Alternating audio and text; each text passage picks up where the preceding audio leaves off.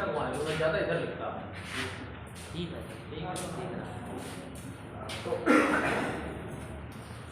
तो ये इसके लिए भी जल संसाधन होता है।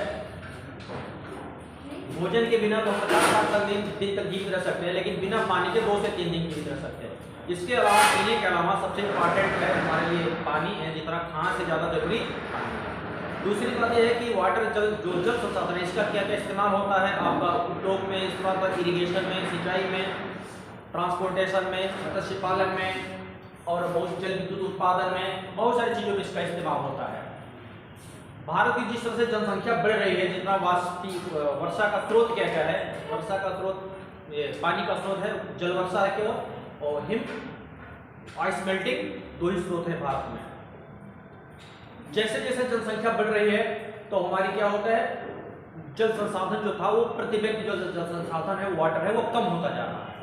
अब इसको बचाने के लिए तमाम कवायदें शुरू हो गई हैं वैश्विक स्तर पर, और नेशनल लेवल पर भी भारत सरकार ने बहुत सारे योजना, राष्ट्रीय जल शक्ति मिशन और पता नहीं कौन कौन सी योजनाएं चलाई गई, उसको हम देखेंगे। तो थोड़ा सा लिखिए इंट्रोडक्शन में। जल मूलभूत संसाधन है, जल मूलभूत संसाधन है,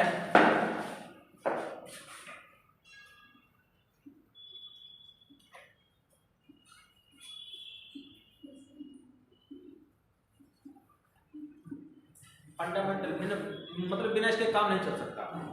मूलभूत संसाधन है, इसके बिना मनुष्य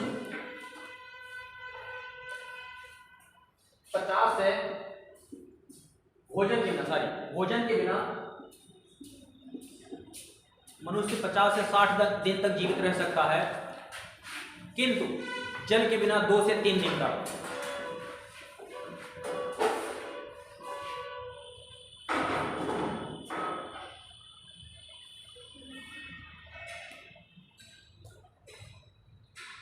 प्रत्येक जीव को पर्याप्त और गुणवत्तापूर्ण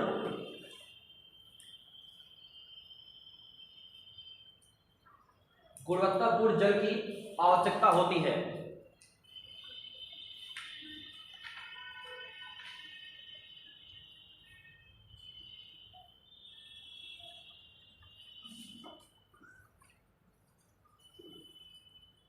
लाइन बदल लीजिए। जनसंख्या वृद्धि के कारण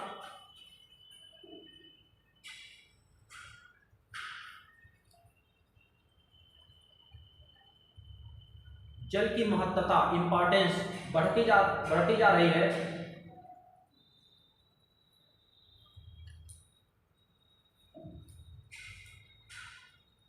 इसकी आवश्यकता पीने,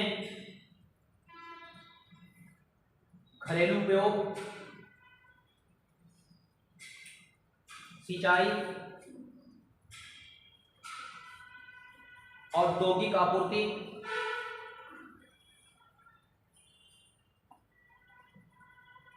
जल विद्युत संयंत्र, मत्स्य पालन और परिवहन इत्यादि के लिए होती है।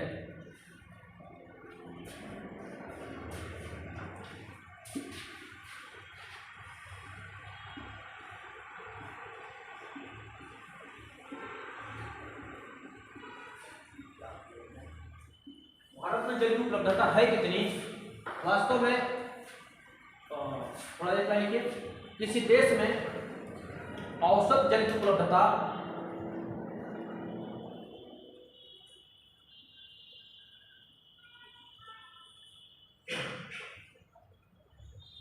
जल मौसम वैज्ञानिकी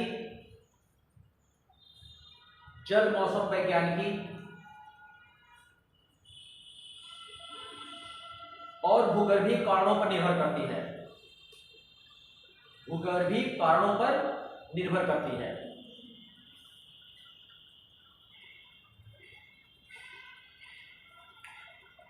उसका मतलब ये हुआ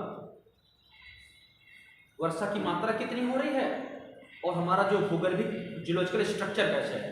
गंगा के उत्तर भारत के मैदान में जलोढ़ मिट्टी है, तो क्या होता है वो अंडरग्राउंड वाटर बहुत भारी मात्रा में स्टोर कर लेता है, नदियों के माध्यम से आता है, स्टोर कर लेता है। पेनिनसुलर इंडिया पर हार्ड रॉक्स है, तो पानी जो बरसता है नदियों के माध्यम से बह के समुद्रों में चला जाता है, अंडरग्राउंड वाटर की जो स्टोरेज है वो कम होता है।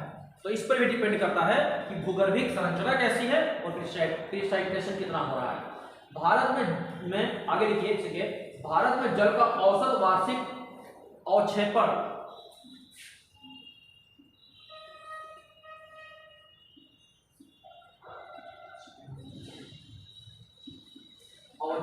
या इसको वर्षण भी कहते हैं, वर्षण। इसमें देखिए वर्षण में अवक्षेपण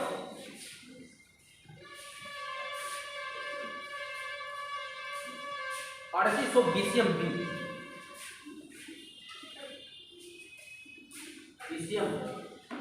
बिलियन क्यूबिक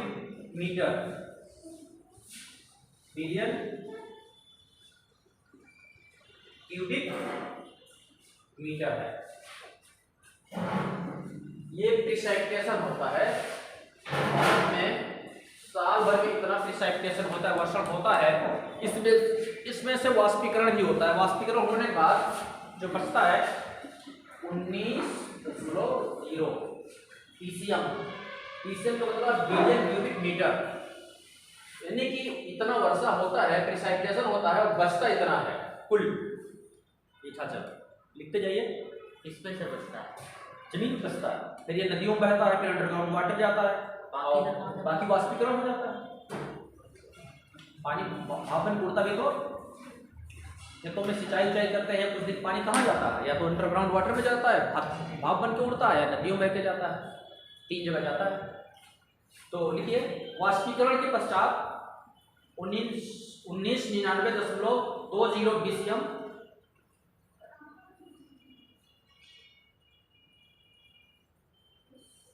शेष बचता है। इसमें से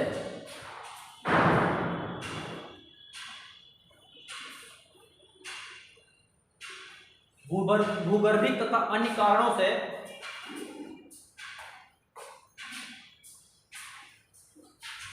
उपयोग करने लायक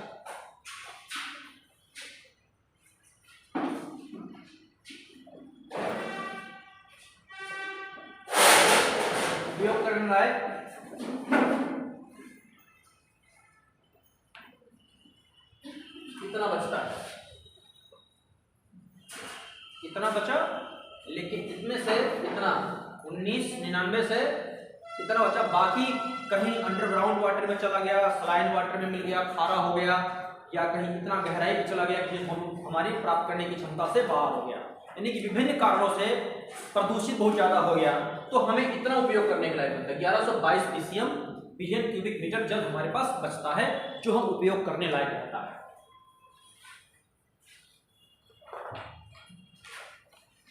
देखिए, इनमें से अब इसमें से 1122 BCM में से 690 सतही जल BCM, सतही जल जो चल कह रहे थे नदियों में बह जाता है। 432 भूगर्भ जल,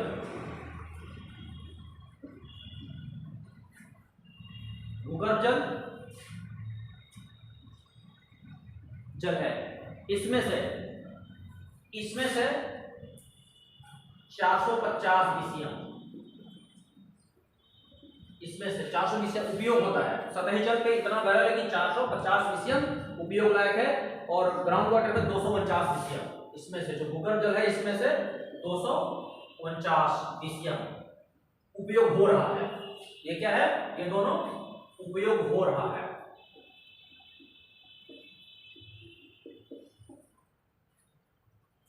ये मौजूद है, ये उपयोग हो रहा है, इतना उपयोग होने लायक है, टोटल इतना बच रहा है।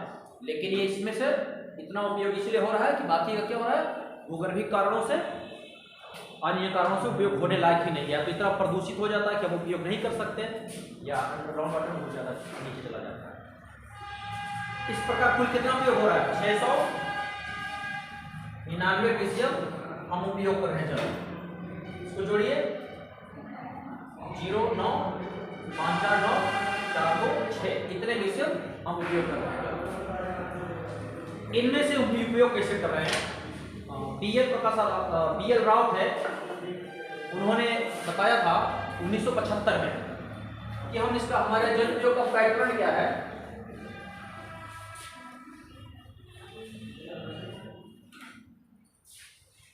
जल उपयोग का पैटर्न क्या है? 1975 इन्होंने आंकड़ा प्रस्तुत किया, जल उपयोग का पैटर्न, उपयोग का प्रतियोग। इसमें सिंचाई में सिंचाई 77%, जल विद्युत 13%,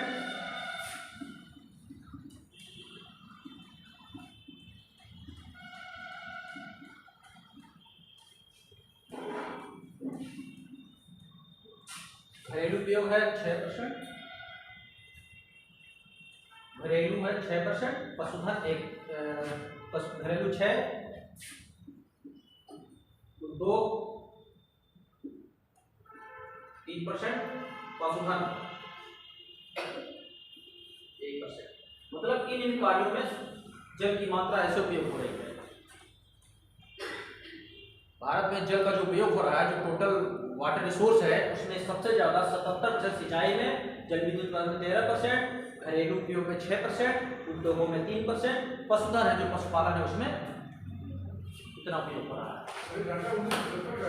1975 इन्होंने आंकड़ा, एक परसेंटेज है, अनुमान है, थोड़ा बहुत अंतर उल्टा हो जाए, लगभग वही रेशियो, ये अनुपात है, अनुपात थोड़ा बहुत बदलता है, थोड़ा बहुत बदलता रहता है। इसमें क्या बोले, ज्यादातर तो सिंचाई हो रहा है। वो अभी तक उसका आंकड़ा 1975 में इन्होंने दिया था, अभी तो एक आंकड़ा उन्होंने दिया था बहुत पहले, अभी तक लिखा था मैं। नदियों में कुल जो जल की मात्रा है 18, 58, 100 मिलियन है, एक आंकड़ा दिया था, तभी से आज तक चल रहा है। भारत की कुल नदियों में उपलब्ध जल है, नदियों में कुल उपलब्ध जल, ये भी यूपीएससी पे पूछा गया, 2 बार पूछा गया है। 18, 58 मिलियन क्यूबिक मीटर,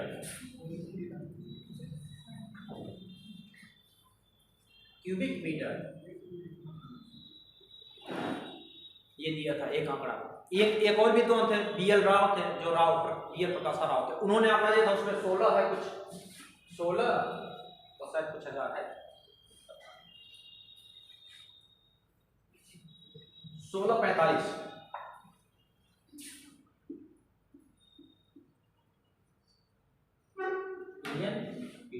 ये नदियों में मात्रा है। आंकड़ा पता कब से चला आ रहा है, क्या सर लिखा है? वो नदियों में उपलब्ध जल है, रनिंग वाटर, क्यूबिक मिलियन है, वो मिलियन है, पीसीएम है, बिलियन करोड़, ये करोड़ में है, बिलियन क्यूबिक मीटर, और वो है मिलियन में, लाख में। तो थोड़ा आगे लिखिए तो पता चले कि जल की आवश्यकता कैसे है महसूस हो रही है हमारी।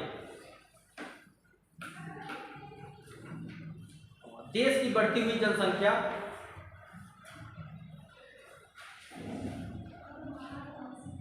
देश की बढ़ती हुई जनसंख्या की जरूरतों के हिसाब से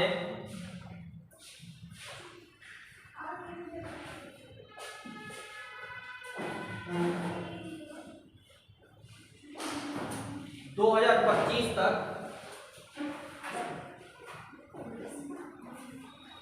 2025 तक 843 बीसीएम और 2050 तक 1180 बीसीएम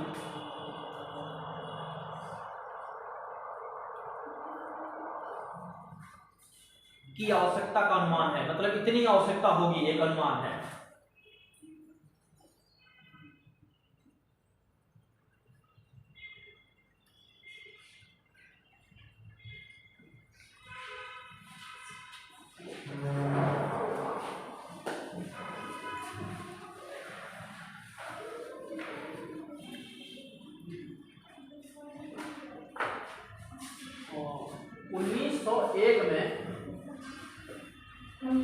भारत में प्रति व्यक्ति जल की उपलब्धता थी करीबन, मुझे लगता है 57 नियर अबाउट 5700 क्यूबिक मीटर थी, क्यूबिक मीटर प्रति वर्ष थी। ये 2001 में घट प्रति व्यक्ति, एक व्यक्ति को एक साल में कितने क्यूबिक मीटर जल थी उसमें इतना उपलब्ध था, करीब 57 से कुछ था। और 2001 में इसकी उपलब्धता थी 1816 क्यूबिक मीटर। 57 से 18 मतलब 1/3 बचा जल एक व्यक्ति को क्यूबिक मीटर प्रति वर्ष। 2011 में ये और घट गया, ये हो गया 2011 में 1545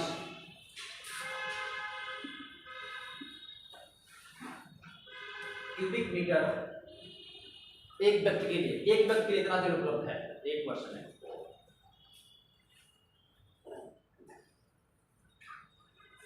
ये घट गए, ये आगे घटेगा 2025 में और 2050 में ये घट के और घटता जा रहा है। ये घटेगा 2025 में होगा 1340 और 1140, 1340 क्यूबिक मीटर और 1140 क्यूबिक मीटर।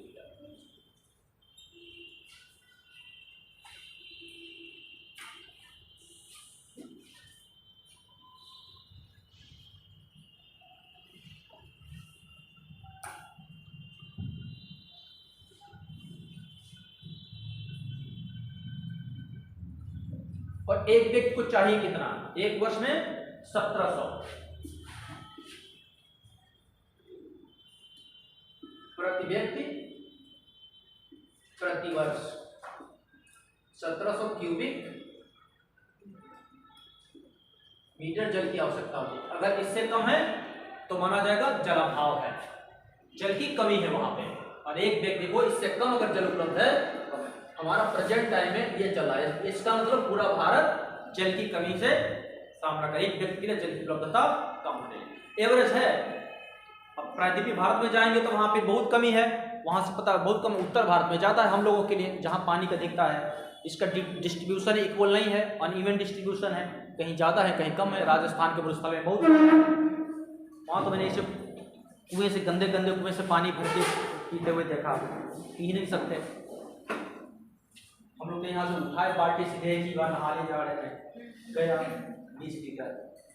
अब इसके लिए देखिए क्या कर इतने ज्यादा, अगर 1000 से कम है, 1000 क्यूबिक प्रति व्यक्ति से, वो जलाभाव की स्थिति कही जाती है, जला भाव की स्थिति कही जाएगी।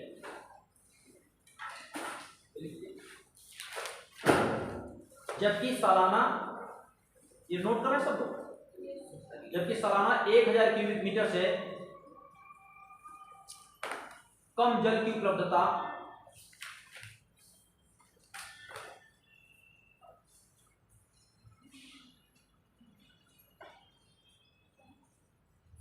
होने पर जलाभाव की स्थिति मानी जाती है, जलाभाव की स्थिति मानी जाती है।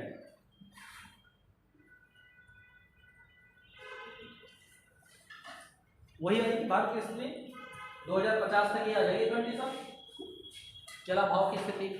अब इसको पहले से रोकने के लिए सरकार ने कवायद शुरू कर दी है और तमाम प्रोजेक्ट योजनाएं जो चलाई जा रही हैं इनको रोकने के लिए आपका एक खाका बन गया। इसी को समस्या की एक तरह से एक समस्या, इस समस्या के निदान के लिए गवर्नमेंट ने तमाम स्कीमें चलाई हैं जल संसाधन पर। जल संसाधन जल शक्ति मंत्रालय बनाया गया है और कैसे कैसे जल का उपयोग करें, तमाम तरह से इसका प्रचार प्रसार हो रहा है उसी में। तो फिर देखते हैं आगे लोग क्या क्या सरकार कर रही है, जो कि इंपॉर्टेंट एग्जाम की दृष्टि से। ये वाला 2 बार पूछा गया वाला, 1800 कुछ लिखवाया है ना, यूपीएससी 3 में 2 बार पूछा गया। तो लिखिए, उपयुक्त समस्याओं को देखते हुए, उपयुक्त समस्याओं को देखते हुए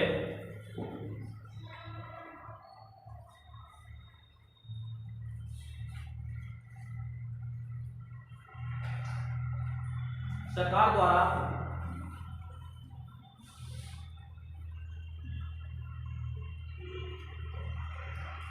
कई नीतियों, योजनाओं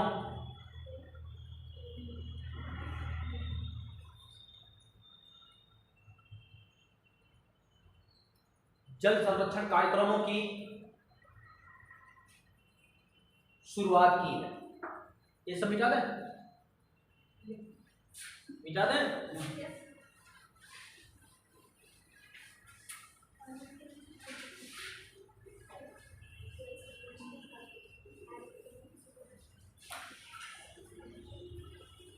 राष्ट्रीय जल नीति, राष्ट्रीय जल नीति, नेशनल वाटर पॉलिसी।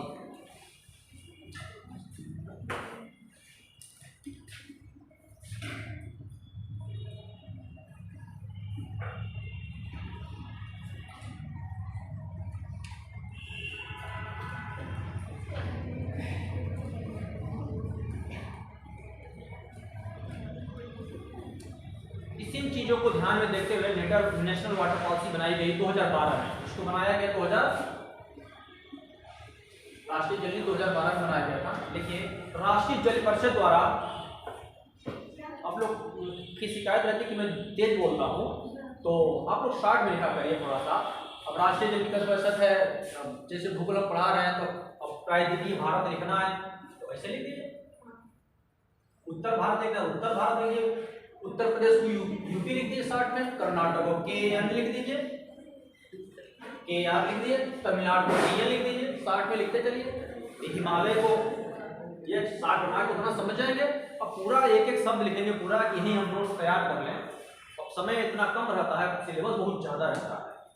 जितना में टाइम मिलाट है एक टॉपिक के लिए, इतने लेक्चर में खत्म होना चाहिए, उससे दुगना समय हम लोग ले लेते हैं।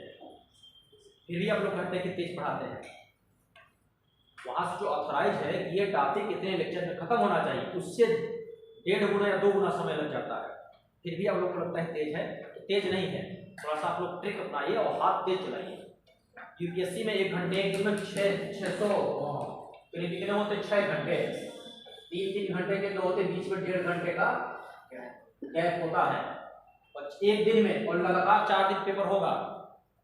4 दिन क्या दिन हो रहा है? पहले 4 दिन होता था, लगातार 4 दिन पेपर खत्म।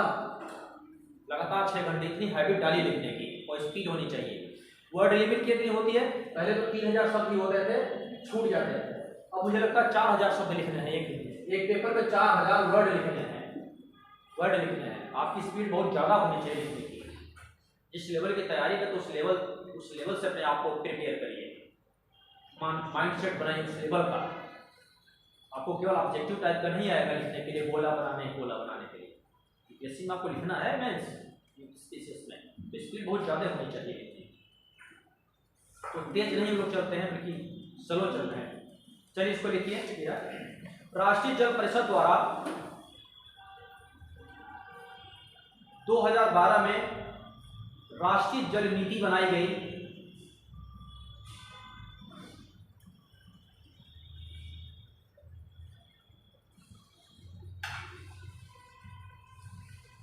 जल नीति बनाई गई। इसमें देश के जल संसाधनों के, इसने देश के जल संसाधनों के संरक्षण, विकास एवं रख रखाव के लिए कई सिफारिशें की।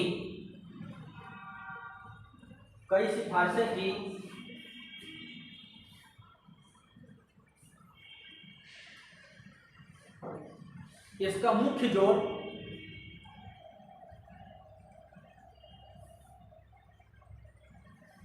राष्ट्रीय जल संसाधन पर कानून बनाने पर है। राष्ट्रीय जल संसाधन के लिए कानून बनाने पर है।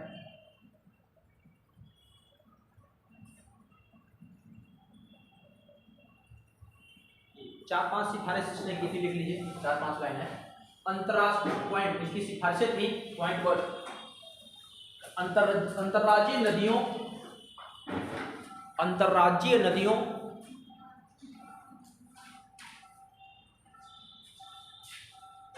एवं नदी घाटियों का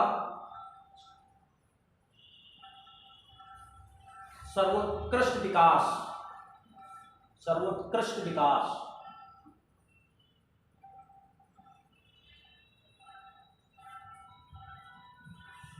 सेकेंड, नेक्स्ट, विभिन्न कार्यों के लिए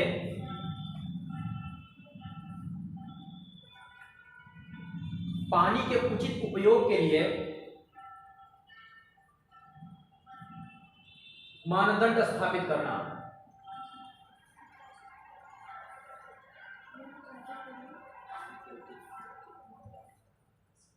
सिंचाई के लिए जैसे पानी का ग्रेड होता है, A grade, B grade, C grade, D grade पानी होता है, तो कुछ ऐसे विभिन्न कार्यों के लिए पानी के उचित इस्तेमाल के लिए मानदंड स्थापित करना। तो किस वाटर, जैसे कि सिंचाई के लिए, नहाने के लिए बी ग्रेड का पानी, पीने के लिए पानी हम लोग को ए ग्रेड का ही चाहिए, क्योंकि उससे स्वास्थ्य संबंधित समस्याएं होती हैं। बी ग्रेड का पानी, सी ग्रेड का पानी है, सिंचाई के लिए इस्तेमाल हो सकता है, कपड़े धोने के लिए हो सकता है, और कितनी मात्रा में किसको प्राथमिकता दी जानी चाहिए।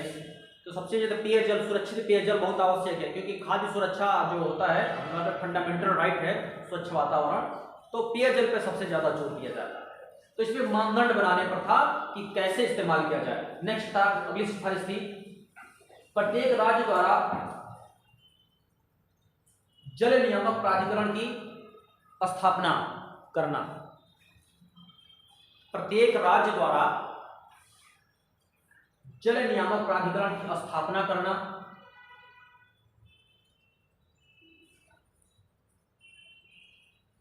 नेक्स्ट, जल के पुनः उपयोग, जल के पुनः उपयोग, रिसाइकिल करने पर जोर देना।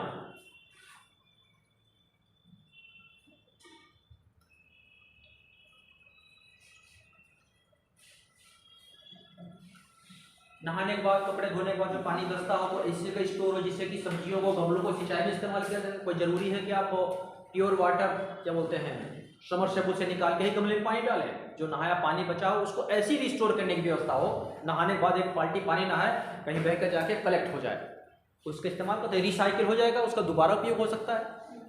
तो रिसाइकिल करने पर जोर था। और नेक्स्ट, सूक्ष्म सिंचाई, स्वचालित सिंचाई,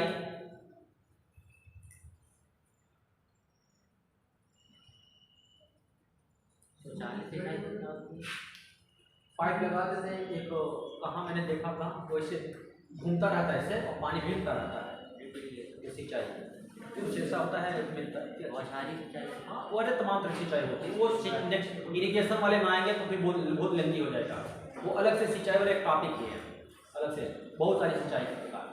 तो वैसे वो पाइप जाता है तो ऐसे घूमता रहता है और छिड़कता रहता है पानी। स्वचालित सिंचाई अपने आप होता है, व्यवस्था होती है। बहुत लोगों तो ऐसा, जैसे कि उन्होंने बूंद टपक से, तो बांस होते हैं, तो बांस में होल होता है, आपने देखा होगा बांस में, उसको साफ कर उसमें पानी बह के जा रहा है और जगह जगह उसमें छेद कर दिया है, तो पानी बह के जाता है, जितनी जरूरत है पानी से जगह जगह पानी पहुँचता रहता है नालियों में, उस माध्यम से। तो तमाम तरीके हैं जल संरक्षण के। तो ये लिखिए, स्वचालित सिंचाई, जल संचयन को प्रोत्साहन, जल संचयन को प्रोत्साहन,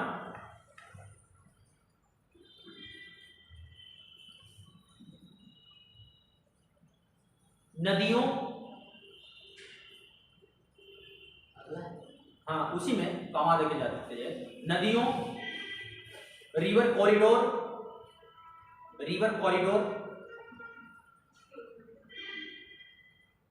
जल निकायों, वाटर बॉडीज,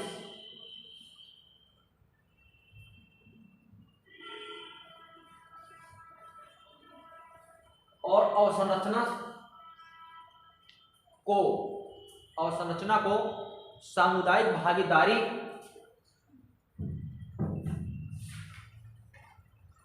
के माध्यम से नियोजित करना।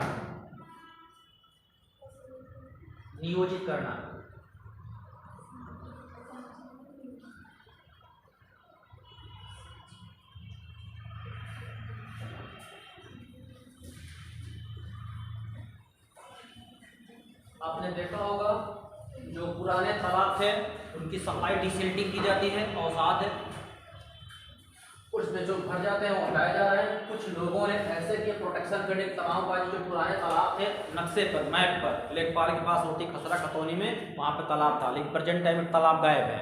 लोगों ने इसको, तमाम मशीनें आ गई, जेसीबी आ गई, और क्या होता है बराबर करने वाला लेबलर आ गया है, तो तालाब को धीरे धीरे पाट करके खेत बना लिया।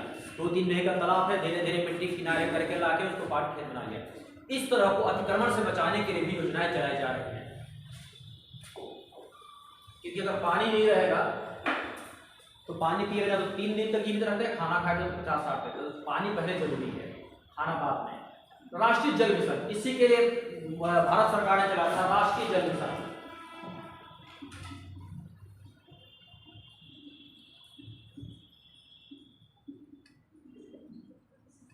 राष्ट्रीय जल मिशन थोड़ा सा एक हट के होता है, बीएमए वाला नहीं होता है जो आप लोग पढ़ते हैं। इसका सिलेबस गवर्नमेंट पॉलिसी पे विशेष जोर होता है। जो भी यूपीएससी और जो भी आप प्रशासन का पार्ट बनेंगे, प्रशासन में जाएंगे, सारी चीज़ों को लागू करना होता है आपको। तो बीएमए का वाला लेवल वाला नहीं होता है। भूगोल, इतिहास, भूगोल, वहाँ पॉलिटी जो पढ़ लेते हैं बीएमए में, वो नहीं होता। बिल्कुल अप्लाइड इसका होता है इनका सिलेबस में, प्रशासनिक सेवा में जब जाएंगे, क्योंकि इन्हीं पॉलिसीज को आपको लागू करना होता है, एक्टिवेट करना होता है वहाँ जब जाते हैं। डीएम एसडीएम जो भी बनेंगे तो सब इसी को देखना होता है, इसका ज्ञान होना बहुत जरूरी होता है, इसीलिए वहाँ पूछा भी जाता है, सिलेबस में रखा भी जाता है। तो लिखिए, जलवायु परिवर्तन को ध्यान में रखते हुए, जलवायु परिवर्तन को ध्यान में रखते हुए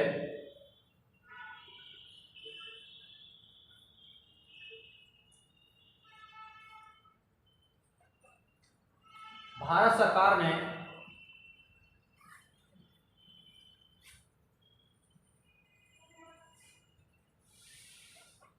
एक राष्ट्रीय कार्य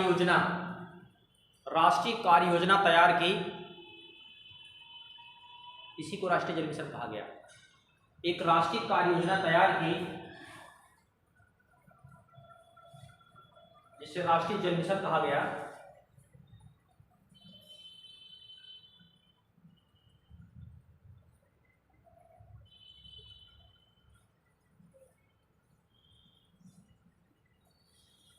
इसके मुख्य लक्ष्य, इसके 5 मुख्य लक्ष्य थे। इसके 5 मुख्य लक्ष्य थे।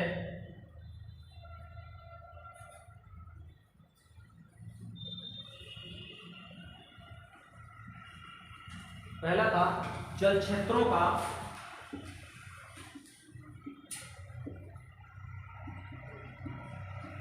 व्यापक डेटाबेस तैयार करना।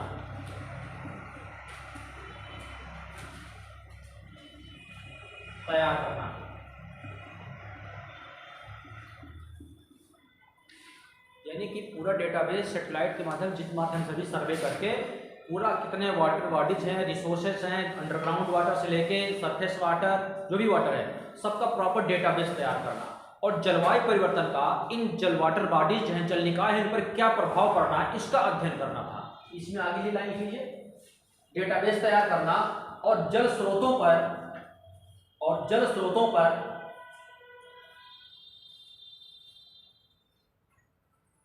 जलवायु परिवर्तन के असर का आकलन करना।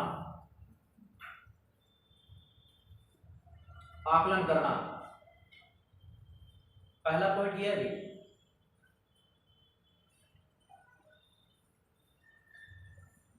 यानी कि जलवायु परिवर्तन का, अभी आपने देखा कि जो जलवायु परिवर्तन हो रहा है, तो दक्षिण भारत में पश्चिमी घाट पर्वत में 5-7% वर्षा कम हो गई है।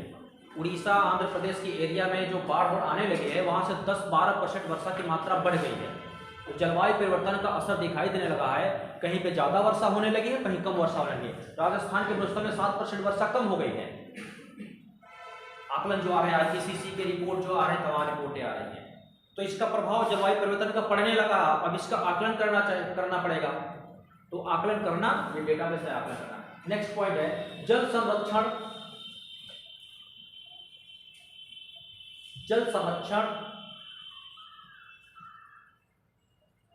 और उसकी वृद्धि, जल संरक्षण वृद्धि और बचाव को बढ़ावा देना।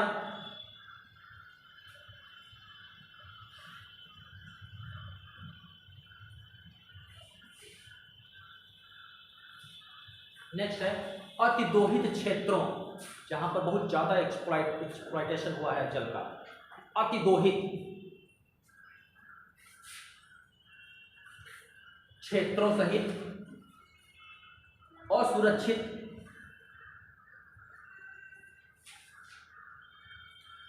क्षेत्रों पर ध्यान केंद्रित करना। क्या खो गया?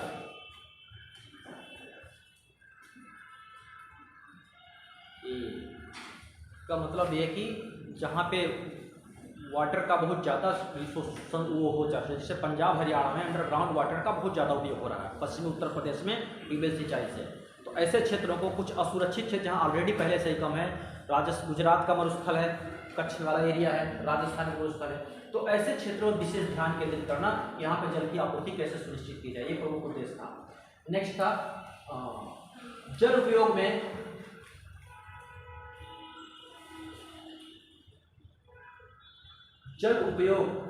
मितव्ययता, क्या लिखेंगे इसको? मितव्ययता, मितव्ययता, क्या लिखेंगे भाई इसको? मितव्ययता, मितव्ययता बरतना, मितव्ययी, मितव्ययता में 20% का सुधार करना। यानी कि अगर आप 10 लीटर पानी एक दिन में यूज कर रहे हैं तो 8 लीटर करिए, 20% बचाइए पानी, इसका उद्देश्य था। जल मितव्ययता में 20% का सुधार करना।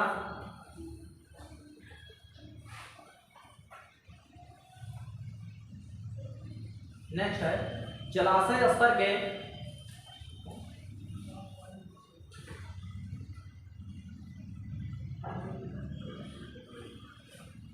स्तर के जल स्रोतों का प्रबंधन करना, जल स्रोतों का प्रबंधन करना।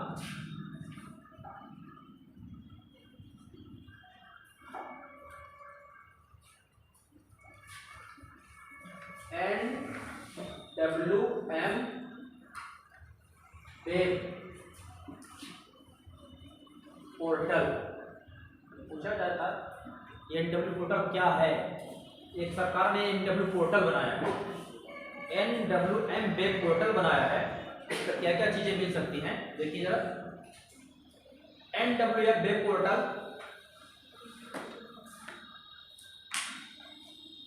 ये सरकार द्वारा बनाया गया है, जल संसाधन मंत्रालय का लक्ष्य किसी एक समय पर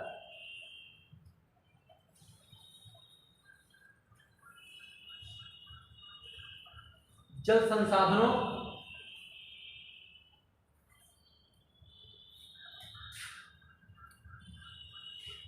संगठनों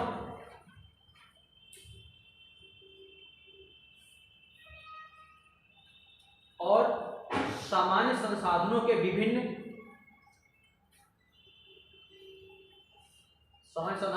पक्षों पर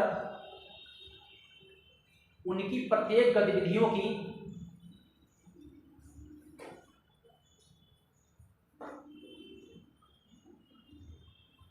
सूचना देना।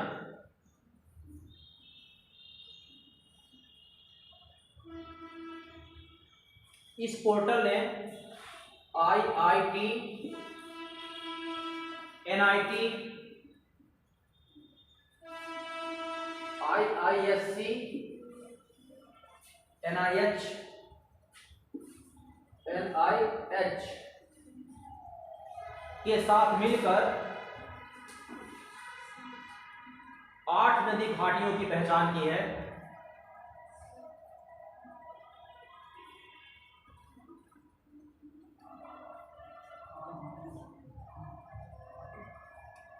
इस पोर्टल पर जाकर देख लेंगे, वेबसाइट पर जाकर। इसमें महानदी, तापी, नर्मदा, लूनी, साबरमती ये सब नदियां हैं जिनका पहचान की गई है। फिर गवर्नमेंट ने ये सब जल संरक्षण से रिलेटेड चीजें हैं कि तुरंत हम आकलन कर लें कि कहाँ कितनी जरूरत है, उसके हिसाब से अपनी हम स्ट्रेटजी बनाएं। आपके पास स्ट्रेटजी बनाने की, प्लानिंग करने की कब जरूरत पड़ती है? जब आपके पास रिसोर्सेस कम होते हैं। आपको रिसोर्सेज जब कम होते हैं तो आपकी प्लानिंग की जरूरत होती है, और जब अपार भरपूर मात्रा में होता है तब उसकी जरूरत, प्लानिंग की जरूरत नहीं पड़ती। इस्तेमाल कर क्या खत्म ही नहीं होगा तो क्या होता है? सांस लेने के लिए कौन सी प्लानिंग कर रही है? लेते रहो सांस, बहुत ज्यादा हवा है। अब रस्सी से बंधा हुआ बैल है तो उसको चारा डालना है तो बड़ा आप लोग खरीद के लाते हैं तो बड़ी हिसाब से डालते हैं, थोड़ा थोड़ा ले जाके खा दे, दूसरा खा ले। एक सांड है खुला है तो उसके लिए कोई प्लानिंग की जरूरत नहीं, जहाँ जाए चल गया चल, अनलिमिटेड रिसोर्सेज उसके लिए। तो इसके लिए रिसोर्सेज के लिए ये सब तैयार किया, डेटाबेस एक जगह तैयार रहेगा, वास्तव में आकलन हमारे पास रिसोर्सेज हैं कितने, अनलिमिटेड नहीं है, हमारी आवश्यकताएं अनलिमिटेड है लेकिन रिसोर्सेज लिमिटेड है, तब हमें प्लानिंग की जरूरत पड़ती है। राष्ट्रीय जल पुरस्कार,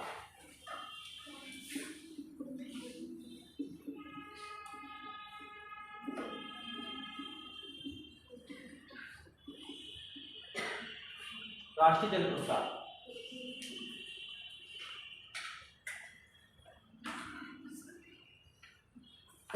जल संसाधन,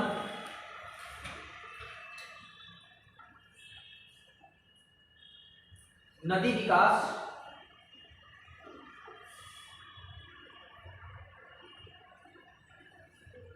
नदी विकास कामा देते हैं, और गंगा संरक्षण विभाग द्वारा, गंगा संरक्षण विभाग द्वारा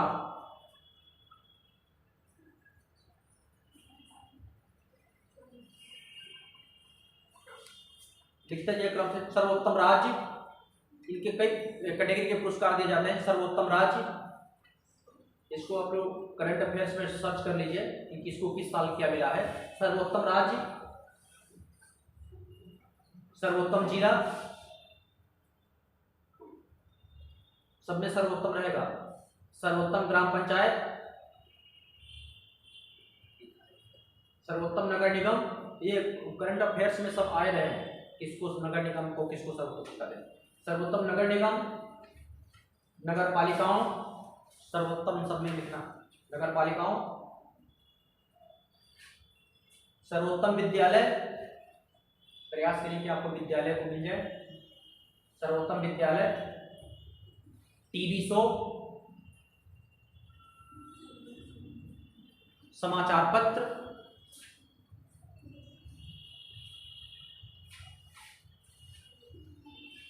जो ये जल संरक्षण को बढ़ावा देते हैं उनको ये पुरस्कार दिया जाता है, समाचार पत्रों को दिया जाता है। सर्वोत्तम राज्य, जिला, ग्राम पंचायत, नगर निगम, नगर पालिका, विद्यालय, टीवी शो, समाचार पत्र, इन सबको ये सर्वोत्तम पुरस्कार दिया जल संरक्षण के लिए। जो भी ज्यादा अच्छा काम कर रहा है जल संरक्षण पे या एक मॉडल का काम कर रहा है उसको दिया जाता है। और जल शक्ति अभियान,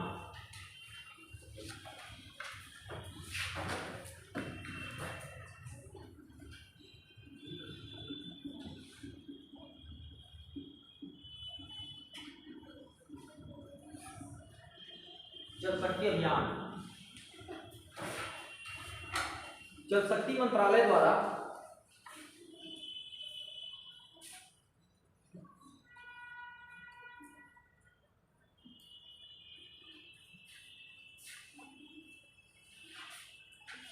जल शक्ति मंत्रालय द्वारा ग्रामीण और शहरी क्षेत्रों, ग्रामीण और सभी शहरी क्षेत्रों के सभी ब्लॉकों के लिए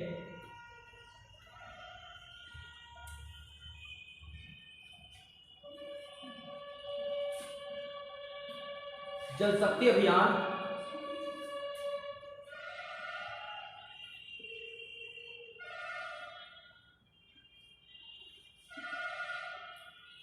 कैच द रैन, खूब छाया रहा, हो सकता है पक्का एक बार आ भी जाए एग्जाम में।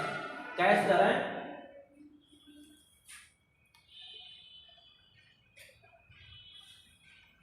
इसकी थीम क्या थी? कैच द रैन,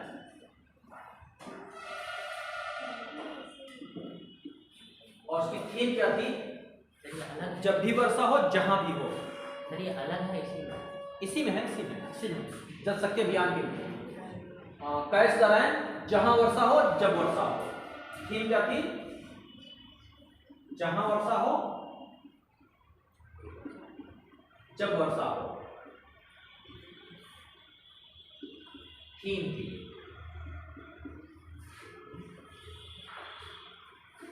जहां वर्षा हो जब वर्षा हो। ये शुरू किया था 22 मार्च 2021 को जो जल दिवस होता है उसको शुरू किया गया था। थीम के साथ 22 मार्च, जहां वर्षा हो जब वर्षा हो, थीम के साथ 22 मार्च 2021 को जल दिवस पर शुरू किया गया। 22 मार्च 2021 को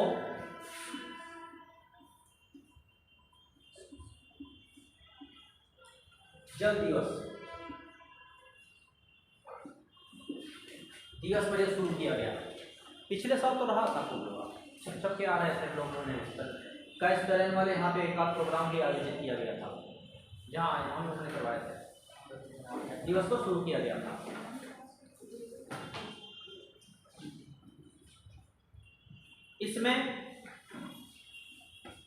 इसी में कैश आगे इसमें सरकारी भवनों की छतों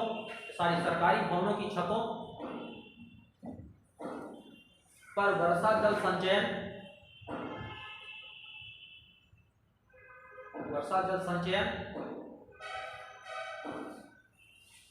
तो क्या जो छतें हैं उस पर क्या, तो जो हम लोग किनारे किनारे लगाते हैं उसको क्या बोलते हैं, पानी रोकने के लिए उस पर पानी कलेक्ट कर लिए, फिर पाइप से एक टंकी बना ली, उसमें कलेक्ट कर लिए पानी। कलेक्ट करने के बाद पानी उसको हम सिंचाई में उपयोग कर सकते हैं, पड़ा रहेगा, बर्तन धुलने के काम आ सकता है, प्योरीफाई करके नहाने के काम आ सकता है। Catch the rain. फिर रेन वाटर हार्वेस्टिंग के सिस्टम आ रहा है बहुत। अंडरग्राउंड वाटर रिचार्ज करने के लिए क्या करते हैं हम लोग, जगह जगह पिट गड्ढे बनाए ताकि वर्षा का पानी चला जाए। एक आया था सरकारी आदेश सीएसआर में, आप जब तक वो लगाइए नहीं तो वेतन पास नहीं होगा। और रेन वाटर हार्वेस्टिंग सिस्टम, तो यहाँ पे रेन वाटर कहीं पानी बह के जाता नहीं है, जितना पानी बरसता है ग्राउंड में रिस करके चला ही जाता है, कहीं निकलने वाला पानी नाला नहीं है यहाँ पे, यदि पानी ग्राउंड में बरसेगा नीचे ही चला जाता है। बना है नाला नहीं, बना नहीं है, बन नहीं पाया था। अब तो ये नियम बन गया है, 2000 स्क्वायर फीट से अधिक मकान है बड़े शहरों में तो आपको रेन वाटर हार्वेस्टिंग सिस्टम बनाना पड़ेगा, पाइप लगा के अंडरग्राउंड बोरिंग करके जमीन के अंदर वर्षा का पानी ले जाना है, तभी वो नक्शा पास ही नहीं होगा। क्योंकि क्या चीज, क्योंकि हम फर्श पक्की करते जा रहे हैं, फर्श पक्की करते वाटर जब गिरता है तो कहाँ बह के पानी जमीन के अंदर इसके जा ही नहीं पाता है, वो बह के पक्के नालों में जाता है। नाले भी हमने पक्के कर दिए हैं और पक्के नाले करने की वजह से वहाँ भी रिस्क नहीं जाता, सीधे नदी में जाता, नदी में से बह के चला जाता है। भारत का हम लोग पढ़े तो 33% जल इसमें है ब्रह्मपुत्र नदी में, लेकिन इसका बिल्कुल उपयोग नहीं हो पाता, सब बह के सब खारे पानी मिल जाता है, गंगा नदी में चला जाता है। कावेरी नदी का आपने पढ़ा, हम लोग 90 से लेकर 95% तक इस्तेमाल कर लेते हैं कावेरी नदी का। ब्रह्मपुत्र नदी 33% है, गंगा में करीब 25% है, पूरे जल को उपयोग ही नहीं कर पाते, बह के चला जाता, उसमें खारे पानी में मिल जाता, बेकार हो जाता है। ये सब प्रोग्राम चलाए गए हैं। क्या लिखा आपने, संरचना और परिसरों में, खासकर सरकारी भवनों की छतों पर और परिसरों में। हमारे तो छतें गिर रही है सीएसआर का, 2 छत गिर गई, तोड़वा के टपक रही है, क्लास खत्म हो गए। संचय परिसरों में जल संचयन गड्ढे, परिसरों में जल संचयन गड्ढे, पुराने चेक डैम,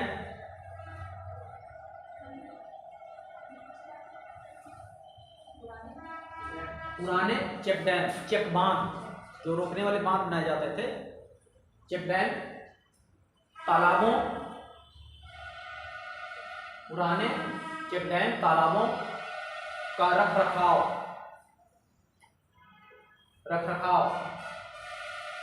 तथा नए का निर्माण। नए चेक डैम तालाब बनाए जाए, नए का निर्माण। तालाब कौन नया बन पा रहा है, जो पुराने वही बचे रहे। तालाबों का नए का निर्माण, तालाबों को अतिक्रमण से, नहीं तालाबों से अतिक्रमण हटाना, तालाबों से अतिक्रमण हटाना।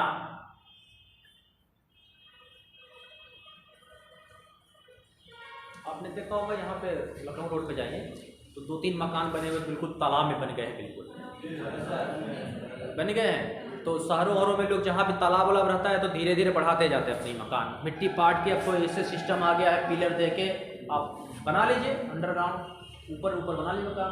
तो इस तरह के अतिक्रमण को, जो तालाबों को लोग अतिक्रमण करते हैं, उसका नक्शे में जितनी एरिया है, अगर उससे एरिया कम हो रहा है, किनारे होता है, तो वो दिन दूर नहीं है कि जैसे सड़कें बनाने के लिए तोड़े जाते हैं, वैसे तालाब बचाने के लिए भी तोड़े जाएंगे। ये लोग जो बनाएगा अतिक्रमण, घुसते जाते हैं उसमें। भाई कोई उसका सरकार मान लीजिए विरोध करती नहीं, तो उसमें घुसते जाते हैं, बढ़ाते जाते हैं थोड़ा थोड़ा। तो ऐसे तालाबों अतिक्रमण से तालाबों को बचाना, अतिक्रमण क्या है। बहुत सारे किसान हैं, हमने देखा जो बचपन में बहुत जो तालाब हुआ करते थे, सब लोगों ने इसको मिट्टी खींच के पाट के बराबर करके तालाब खत्म कर दिया। नक्शे में तालाब दिखाई दे रहा है, लेकिन जमीन पे तालाब वो गायब है। उसमें पानी स्टोर होगा, अंडरग्राउंड वाटर रिचार्ज होगा, वो पशु पक्षी हैं पिएंगे, उससे आप सिंचाई कर सकते हैं। तो उसको हम लोगों ने क्या होता, हमारी भूमि की जरूरतें बढ़ी, खाद्यान्नों की जरूरत पड़ी, जमीन कम पड़ने लगी। जब जमीन कम पड़ने लगी तो हमने उसको पाट के जमीन बढ़ाने लगे। कृषि के लिए जमीन भी तो चाहिए। और कोई शहर के चारों तरफ प्लाटिंग करने वाले, आइए प्लाट तमाम ऑफर दे रहे हैं, बिना नक्शा पास कराए सबको फंसा ग्राहकों को मैं आप कॉलोनी बना के दूंगे, और सबसे रेरा से अप्रूव्ड नहीं है तो सब गिरा दिया जाएगा, नोटिस देके गवर्नमेंट गिरा देगी। कहीं को नोटिस देगी, ढहा दिया गया मकान, बने बनाए मकान ढहा दिए जाएंगे अगर रेरा अप्रूव्ड नहीं है तो, और कौन सी परमिशन, और उस पर 60% 40% ओपन एरिया नहीं है तो। रेरा क्या है? रेरा एक है, ये अप्रूवल करता है रेरा, अप्रूव्ड कॉलोनी ही रहेगी तभी वो मान्य होगा। उसमें बैंक लोन करते हैं, तो बिना नक्शा पास कराए हैं तो पास करते हैं। अतिक्रमण हो रहा है इस तरह से। तो एग्रीकल्चरल लैंड क्या होता है, कन्वर्ट होती जा रही है रेजिडेंशियल लैंड में। तो एग्रीकल्चरल लैंड कम हो रही है, तो फिर एग्रीकल्चरल लैंड कम होती है, एग्रीकल्चर के भी लैंड चाहिए, तो ये अतिक्रमण कर रहे हैं। तालाब वाला जहाँ पानी नहीं उतरा उधर घुसते जा रहे हैं, उधर अतिक्रमण कर रहे हैं, जिसको जहाँ सस्ता मिलता है। आगे चलिए देखिए, तालाबों का रखरखाव, नए का निर्माण, तालाबों से अतिक्रमण हटाना, टैंकों का भंडारण,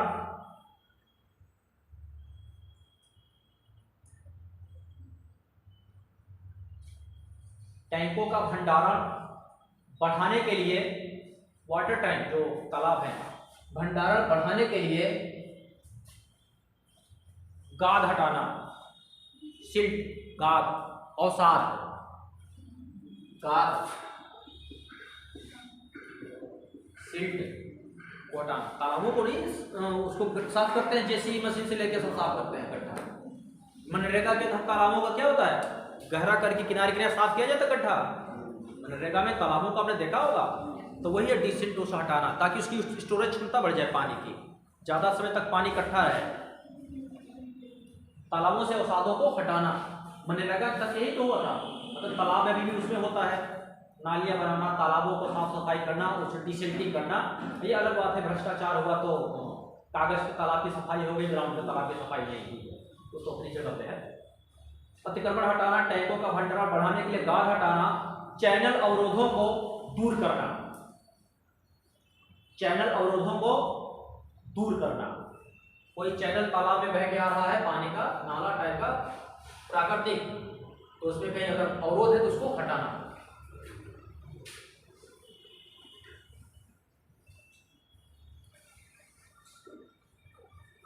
कैच द रेन गतिविधियों के लिए MIS पोर्टल विकसित किया गया। MIS पोर्टल विकसित किया गया।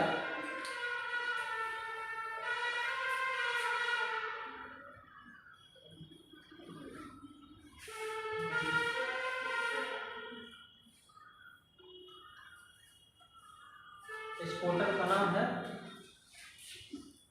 HTTP और JSARTR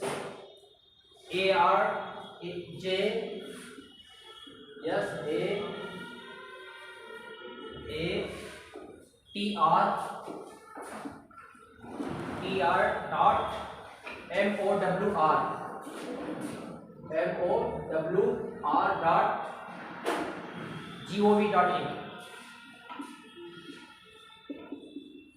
ये पोर्टल बनाया गया है।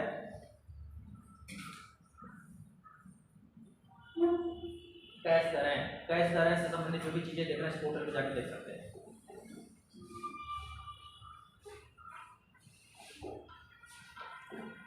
आगे चले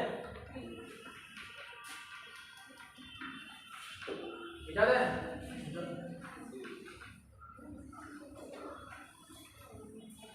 फिर पानी ही बचाने के लिए एक और अभियान चला गया था, पानी के सही फसल अभियान।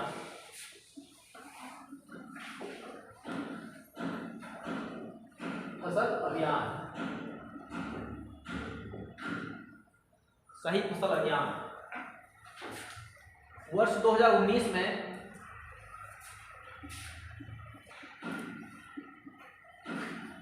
राष्ट्रीय जल मिशन द्वारा राष्ट्रीय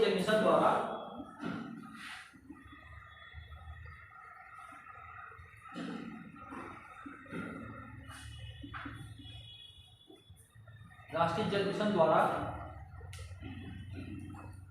इस अभियान को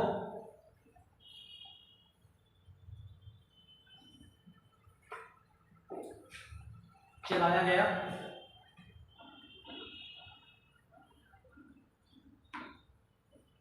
इसके अंतर्गत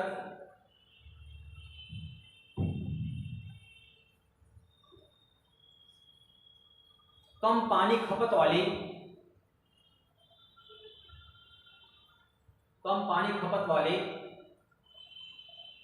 और अधिक मुनाफा देने वाली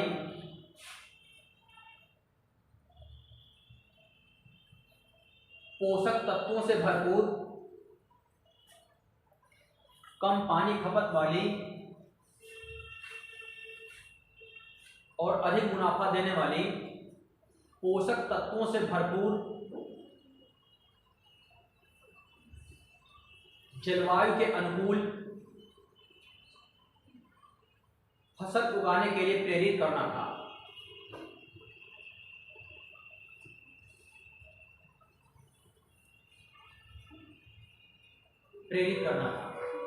बताइए भाई कौन सा ऐसी फसल जिसमें कम पानी लगे, जलवायु के अनुकूल हो, पोषक तत्वों से भरपूर हो और लाभ भी बहुत ज्यादा हो। मरुस्थलीय क्षेत्रों में खजूर का उत्पादन कैसा रहता है? अरब से खजूर आते हैं, खजूर पोषक तत्व से भरपूर, पानी कम और लाभ ज्यादा। तो ऐसे क्षेत्रों के फसलों का चुनाव किया जाए कि जहां पे पहाड़ी क्षेत्रों में किस चीज की खेती किया जाए, जहां पानी कम या पर्दन ज्यादा, पानी कम। फूलों की खेती, फूल बहुत महंगे, ट्यूलिप गार्डन है वहां पे कश्मीर में, फूल तो बड़े महंगे बिक रहे हैं। रोजे जो 10 रुपये का एक मिल रहा है, 10 रुपये का एक मिल रहा है। बहुत फूलों की माला, तमाम कितने के यहाँ यही हम लोगों ने कार्यक्रम, कितने हजार के फूल माला आ गए। तो ऐसी जगहों पे जहाँ पानी कम है तो फूलों की खेती की जा सकती है, जिसमें पानी कम लग रहा है, मुनाफा ज़्यादा हो। पोषक तत्व तो नहीं मिलेंगे लेकिन मुनाफा ज़्यादा होगा। खजूर को उत्पादन करेंगे। तो ऐसी चीज़ें जहाँ पानी कम जरूरत हो लेकिन मुनाफा ज़्यादा हो, तो ऐसे फसलों के सही फसल अभियान चलाया गया और उस जलवायु के अनुकूल हो। राजस्थानी फसल में चना है, सरसों है, ये चीज़ें जहाँ पे धनिया है, मसाले वाली खेती, धनिया वगैरह बहुत होता है। धनिया राजस्थान में धनिया की खेती करिए जहाँ पानी कम है, और धनिया मसाले वाली धनिया बड़ी महंगी बिकती है भाई, पर्याप्त है। गेहूँ से कम मुनाफा थोड़ी देगी। जहाँ पानी वहाँ पे पानी वाली ऐसी फसलों पे तो ये अभियान चला गया, सही फसल अभियान। वाटर टेक टॉक्स एक और अभियान चला गया था, सुना है आप लोग इसका नाम?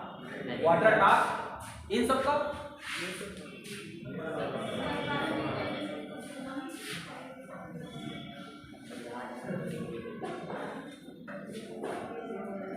Water talk water tech talk.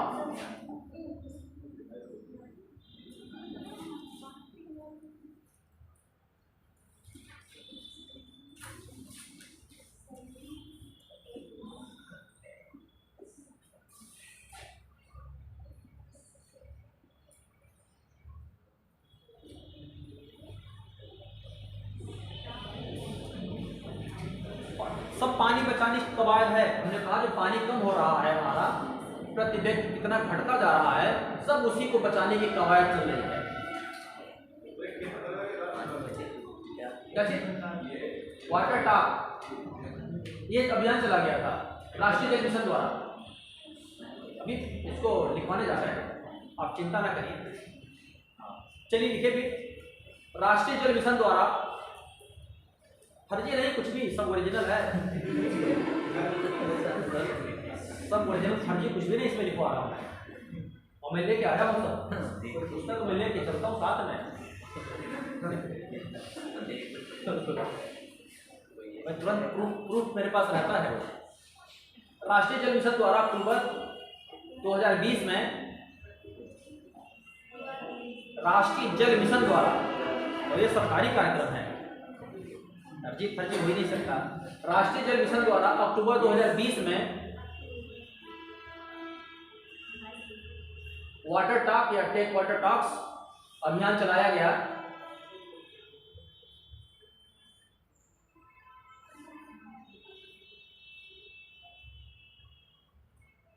इसमें क्या होता था कि वाटर टॉक मतलब है पानी बातचीत, इसमें जल के हाइड्रोलॉजिस्ट थे, जल विशेषज्ञ थे, उनको बुलाकर एक लेक्चर करवाना जो जागरूकता के लिए प्रेरित करना था। वाटर टॉक एक व्याख्यान माला था, लेक्चर सीरीज थी। अभी जो सीएसए में पढ़ते तो जान रहे होंगे, जब हम लोग 10 दिन का युवा महोत्सव चल रहा था तो उस समय हम लोग व्याख्यान माला भी चल रही थी।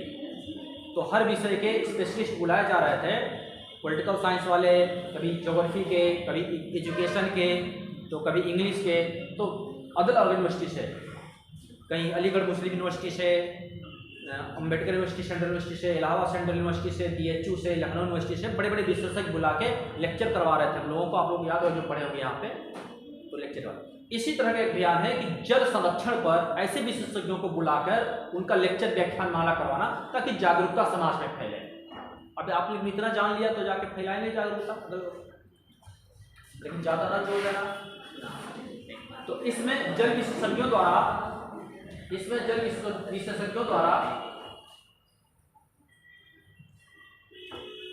वर्तमान जल मुद्दों पर,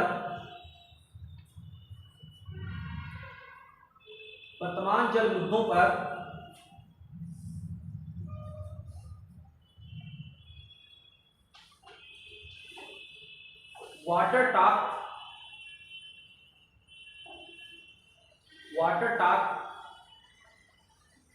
मासिक व्याख्यान माला देने के लिए आमंत्रित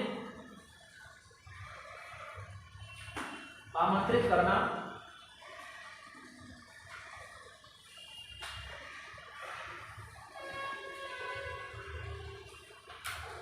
यह हर महीने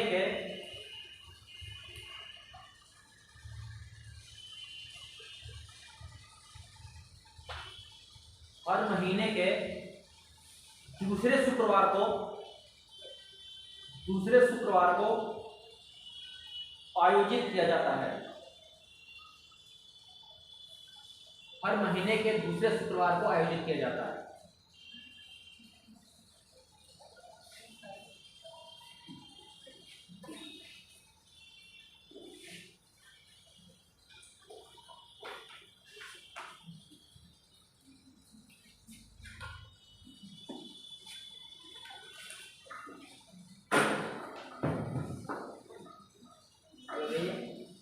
राष्ट्रीय गंगा सफाई मिशन,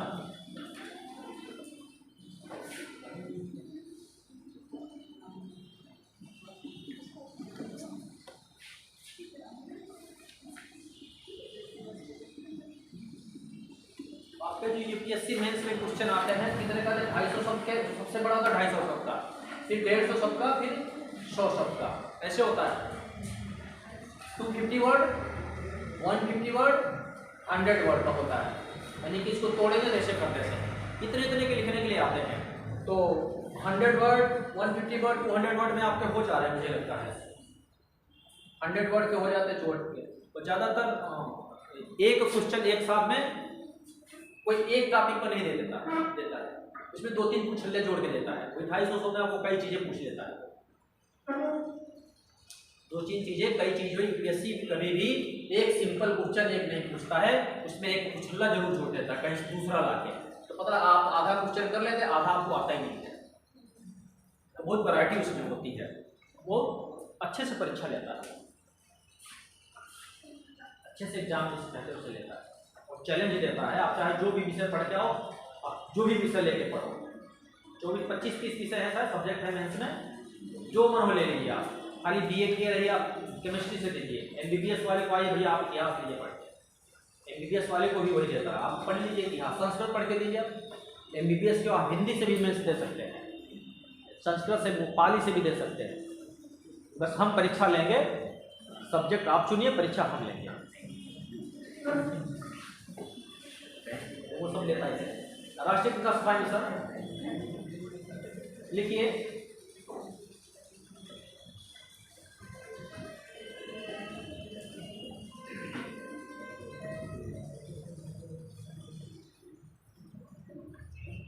गंगा, गंगा की घाटी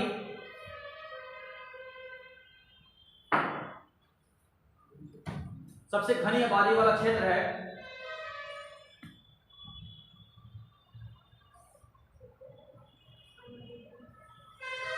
इसमें 40 करोड़ आबादी रहती है।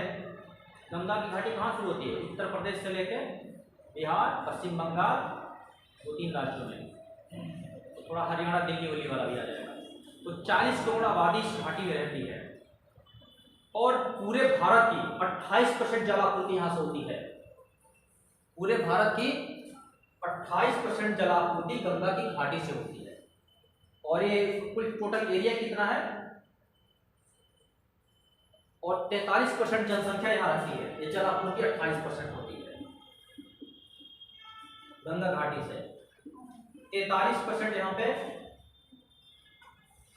पॉपुलेशन, जनसंख्या रहती है। यह 5 राज्यों में,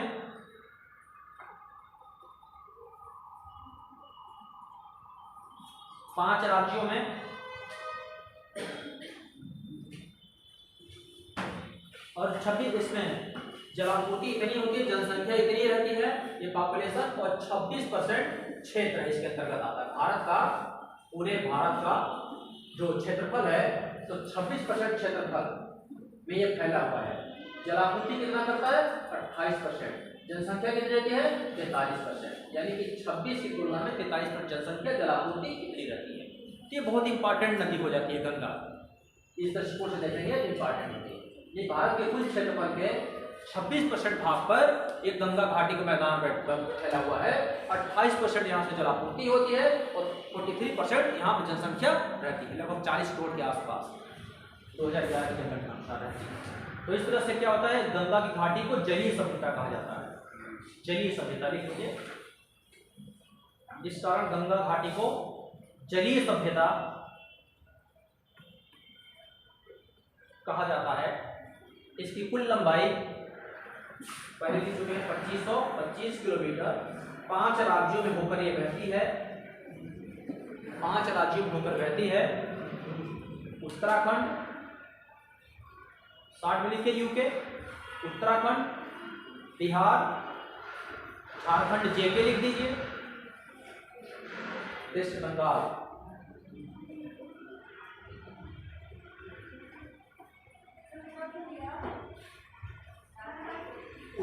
उत्तराखंड, उत्तर प्रदेश, बिहार, झारखंड, पश्चिम बंगाल।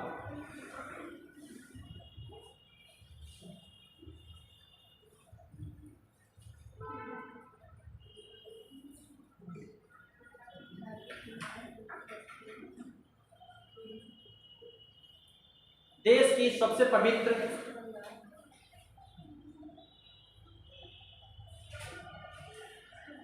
नदी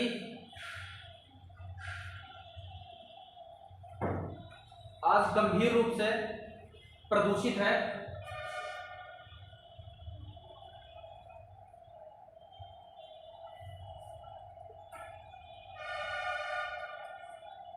तेजी से बढ़ती जनसंख्या,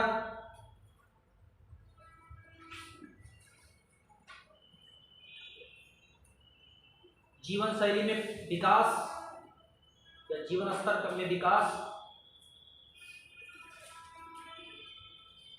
औद्योगिकरण,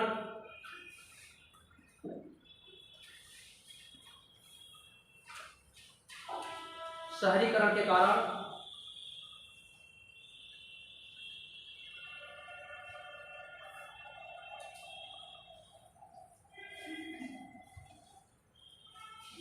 काफी प्रदूषित हो गई है।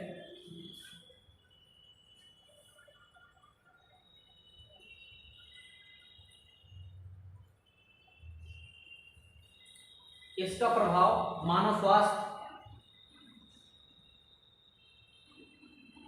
कृषि,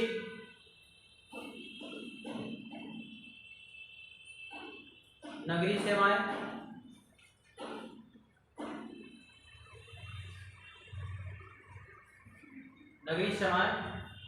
और पर्यावरण पर दिखाई देने लगा है।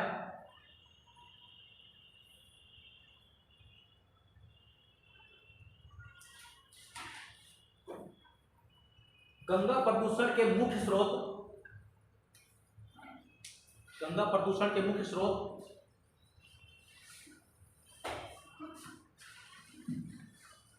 घरेलू और औद्योगिक तरल पदार्थ हैं।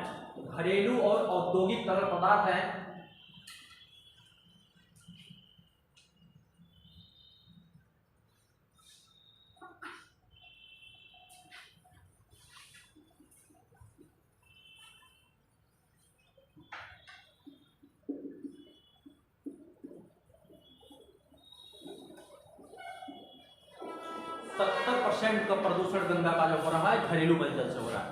झूठे चिल्ला रहे हैं उद्योग करके। जो घरेलू मलजल है 70% उससे हो रहा है, 20% हो रहा है और विषाक्त औद्योगिक उद्योगों से, और 10% हो रहा है कृषि अपशिष्ट। देखिए 70% इसका स्रोत है, 70% घरेलू मलजल, 20% औद्योगिक, 20% विषाक्त औद्योगिक तरल पदार्थ, 20% विषाक्त जहरीले औद्योगिक तरल पदार्थ। तेज बोल रहे हैं? सही चल रहा है। 10% कृषि अपशिष्ट,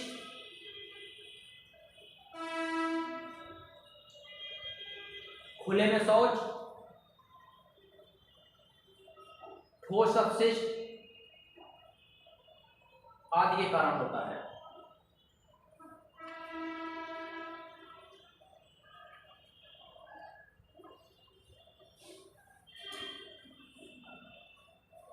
खुले में शौच को रोकने के लिए इतना बड़ा अभियान देश में चलाया गया, और रीजन कितना 10%, उससे 10% ही कृषि अपशिष्ट, खुले में शौच और तमाम कई रीजन मिलकर 10% करते हैं। सबसे ज्यादा घरेलू मलजल जो करता है, जो हम खाना शहरों से जो निकलता है, घरों से सबके नाली से पानी निकल के जाता है, 70% वो रीजन, उस पर हम लोगों ने काम नहीं किया, तो गंगा साफ भी नहीं की। 20,000 करोड़ रुपए लगे, लेकिन गंगा साफ नहीं हो पाई, क्योंकि जो मेन रीजन था, जो बड़ा रीजन है, उस पर काम करेंगे तभी तो सफलता मिलेगी, कि छोटे रीजन को काम करने से मिलेगा। उद्योगों पर प्रतिबंध लगा 20% तो है, 20% रोक ले, 10%, अगर उस पर काम नहीं करेंगे तो होगा? कतई नहीं होगा। लेकिन वो क्या होता है, वो जुड़ा हुआ ऐसा लोगों के अधिकार से। इधर कॉलेज कैंपस में ये लोग इधर लोग सीवेज के पानी गिराते हैं, हम लोगों का पानी की विरोध करते हैं। यहाँ 50 साल से लोग पानी जा रहा है, बताइए 50 साल पहले कर दिए तो आज भी वही गलती करोगे? मतलब किसी कैंपस में आप पानी गिराओगे, वो भी कॉलेज के, लड़ने तैयार हो जाते हैं लोग, चले।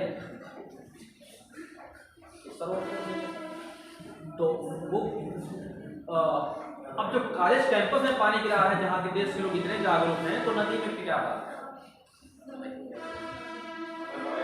चलिए लिखिए जरा। गंगा एक्शन प्लान 1985 में शुरू किया गया था। एक पेपर पूछा गया है, 1985 में शुरू किया था।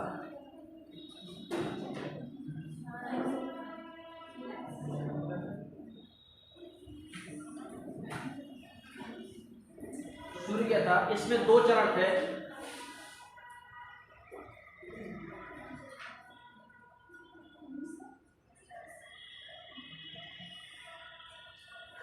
इस योजना का गंगा एक्शन प्लान था। इस योजना का मुख्य उद्देश्य सारा ध्यान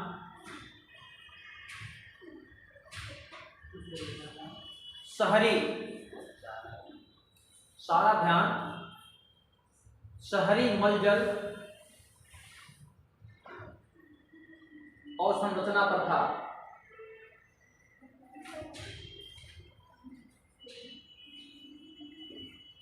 इसके अंतर्गत बड़ी संख्या में अपशिष्ट जल उपचार संयंत्र,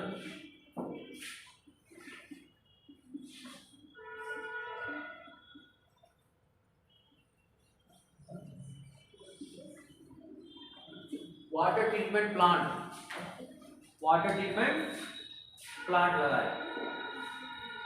लगाए गए।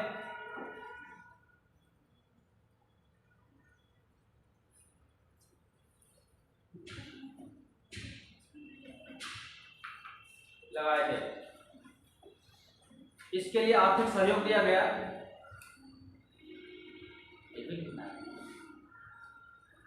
हाँ, इसके लिए आर्थिक सहयोग दिया गया।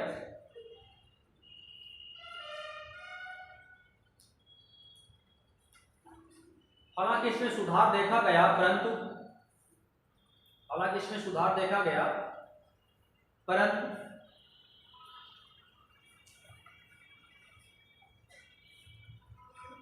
कुछ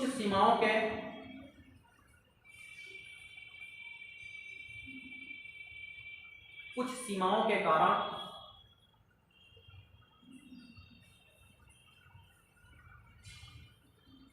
ये असफल रहा।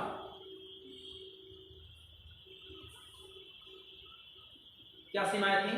पहले अपर्याप्त निवेश, मतलब कि जितने सीवेज उसमें मलजल जा रहा है उस सबका नहीं हो रहा था। कुछ का बड़े बड़े नगरों में लगा दिए, कुछ लखनऊ में 7-8, जैसे कानपुर में 7-8 लगा दिए, बाकी छोटे छोटे वाले जा रहे हैं। जहाँ पे पॉइंट पोल्यूशन होता है, दो तरह का पोल्यूशन होता है, जो रिवर पोल्यूशन होता है या वाटर पोल्यूशन, दो तरह का, point pollution, non point pollution.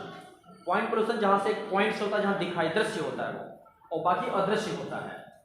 तो दृश्य वाला होता है जहाँ से नाले से पानी गिर रहा है, वाटर ट्रीटमेंट प्लांट लगा दिया गया।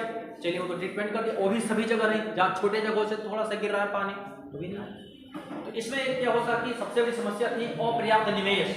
जितनी की आवश्यकता थी उतना निवेश था। बहुत बड़ी गंगा 2500 किलोमीटर लंबी नदी है, 40 करोड़ आबादी इसमें रहती है। उसके हिसाब से जो इन्वेस्टमेंट किया गया था वो अपर्याप्त था। उसका बताने का उद्देश्य यही था, अपर्याप्त निवेश, स्थापित क्षमता का अधूरा इस्तेमाल,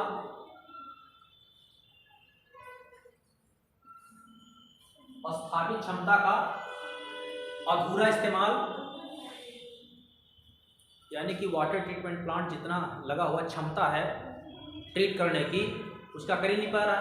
समस्या क्या थी? बिजली से चलने वाले थे, बिजली आई नहीं रही है। बिजली से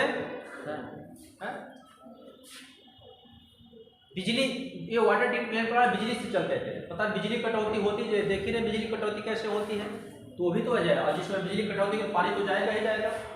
तो ये समस्याएं थी।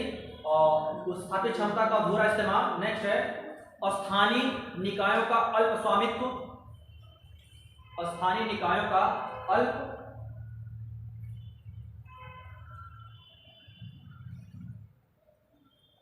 स्वामित्व,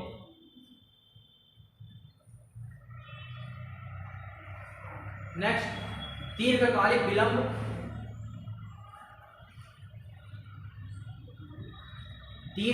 विलंब और कमजोर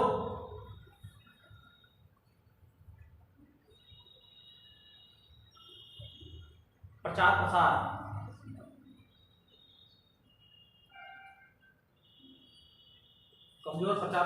जिस कारण जनसंपर्क असफल रहा।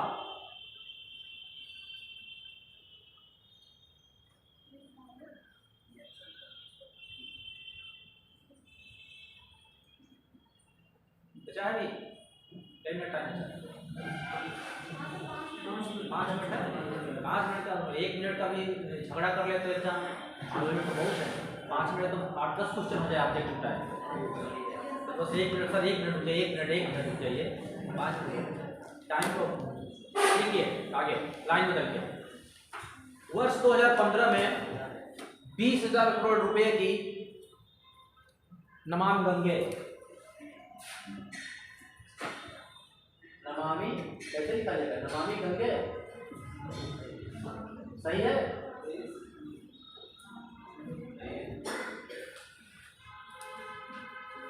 वर्ष 2015 में 20,000 करोड़ रुपए की निर्देशात्मक राशि के साथ, निर्देशात्मक राशि के साथ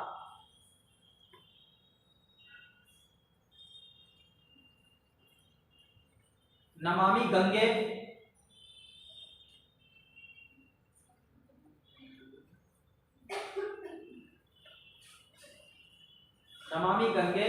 नामक एकीकृत, 1 मिनट रुक जाना, इसमें जितने भी पहले गंगा सफाई के कार्यक्रम चल रहे थे सबका इसमें विलय कर दिया गया। सब गंगा एक्शन प्लान है, जो भी जितने भी कार्यक्रम चल रहे थे गंगा की सफाई से, सबको समाप्त करके एक एकीकृत कार्यक्रम चला गया, नमामि गंगे। सारे कार्यक्रम को समाप्त कर दिया गया, सबको इसमें विलय कर दिया गया। तो एकीकृत गंगा संरक्षण, नमामि गंगे नामक एकीकृत गंगा संरक्षण मिशन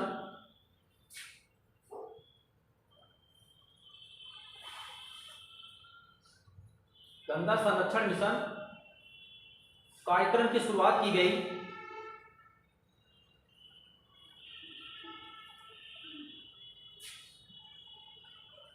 यह एक व्यापक कार्यक्रम है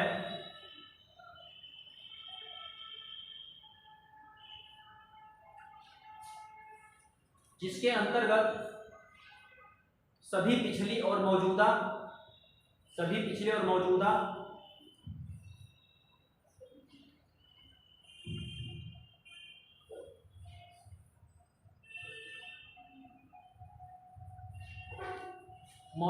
परियोजनाओं को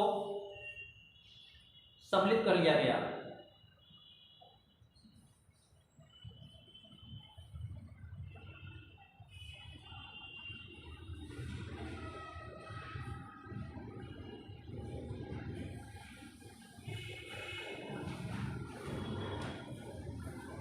वर्ष 2016 में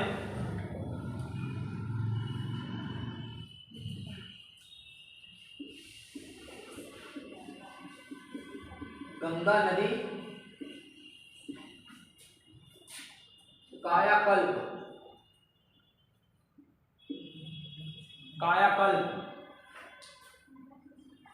कायाकल्प संरक्षण और प्रबंधन, संरक्षण एवं प्रबंधन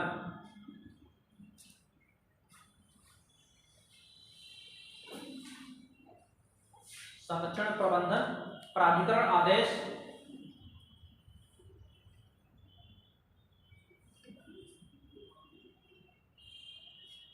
के तहत राष्ट्रीय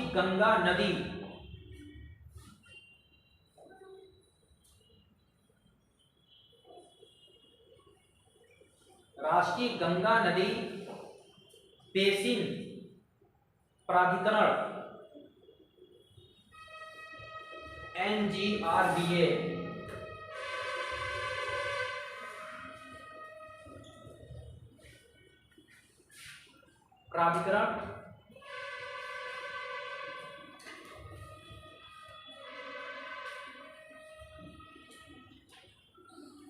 प्राधिकरण को गंगा नदी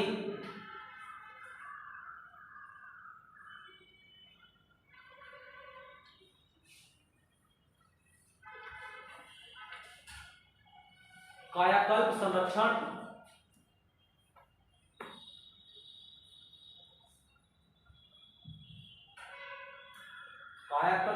और प्रबंधन के लिए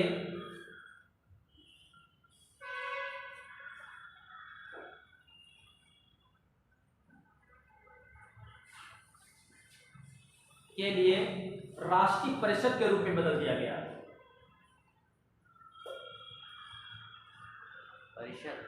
परिषद राष्ट्रीय परिषद के रूप में बदल दिया गया।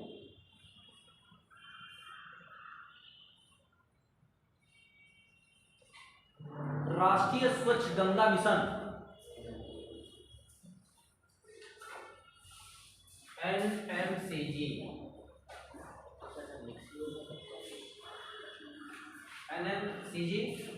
राष्ट्रीय स्वच्छ गंगा मिशन को भी एक प्राधिकरण का रूप दे दिया गया।